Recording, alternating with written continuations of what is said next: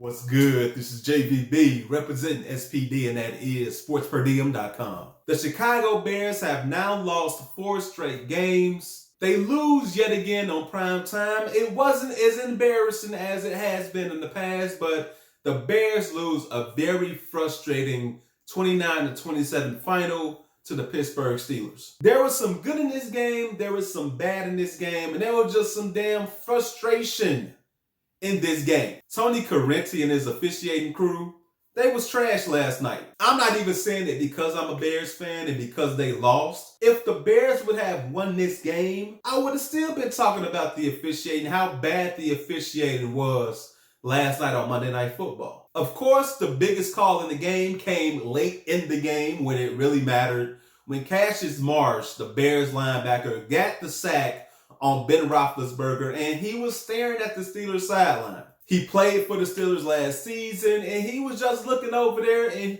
he didn't say anything. He was mean mugging him, though. But after that, he was backing up, and he was going back to the Bears sideline, and it's where Tony Correnti kind of stuck his ass out a little bit. Cassius Marsh runs into him accidentally. You can see that Marsh was clearly trying to get out the way. But as that was happening, Tony Correnti goes for the flag and he throws it. And instead of a 4th and 15 for the Pittsburgh Steelers, punting the ball right back to the Bears, the Steelers get a fresh set of downs, and they then kick a field goal to put them up 26-20 at the end of the game. They made this a rule before the season started, so every team, every coaching staff, all their players, everybody should know the damn rules and see that taunting penalties are going to be called by these referees. You never want to put the game in the referee's hands. It's just like fighting. If you watch boxing, if you watch mixed martial arts, you do not want to leave it in the hands of the judges because they make mistakes. So I know Cassius Marsh, that was a big play. That was a hell of a play. That was the biggest play he's made in his NFL career. You got a big sack on Ben Roethlisberger. You stop them. They were on 4th down. They got to punt the ball back. It's your former team. I get it. But you have to know you can't do that. As much as you want to show off the other team, just do it by your play. You made the big play. You sacked Roethlisberger. Go back to the other side of the field and celebrate with your damn team. But we've seen it last season. We've seen it this season. The Chicago Bears are undisciplined as hell. And all of that, it starts at the top. It starts with the coaching staff.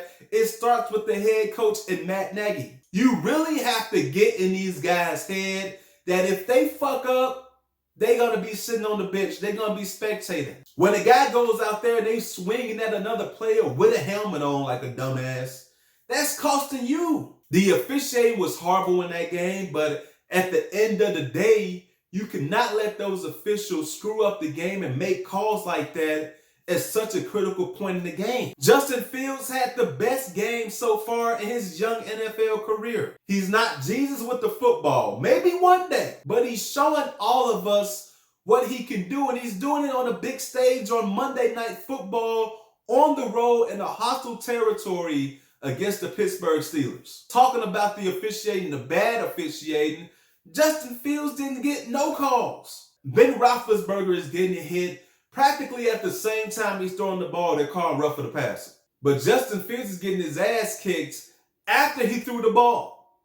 No personal fouls, no roughing the passer. I get that they're young quarterbacks, they're rookies, and they need to learn. But at the end of the day, you got to make the call. Unfortunately, none of that's going to change. It's going to always be the same year after year after year.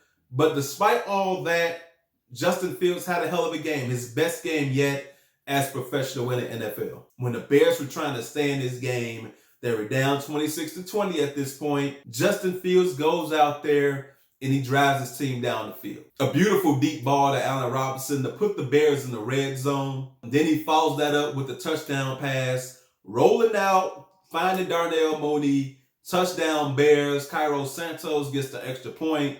The Bears are up 27-26. But then the defense, when they had the chance to stop the Pittsburgh Steelers, to stop Ben Roethlisberger, they couldn't do it. You can say they gave Ben Roethlisberger too much time. I don't think so. When the defense needs to get a stop, when they had to make some tackles, when they had to be disciplined, they didn't. Robert Quinn has had a nice resurgent year, but this man gets called for offsides encroachments all the fucking time. So you had the unforced errors, the missed tackles, the broken coverage, setting up Chris Boswell for a go-ahead 40-yard field goal, which he made to put the Steelers up 29-27. One more thing I didn't like besides the Bears defense being undisciplined and allowing too many yards after catch was Matt Nagy calling their last time out to try to freeze Chris Boswell. Now, I know Chris Boswell, he's had his ups and his downs in his NFL career, but overall, he's a pretty solid kicker, and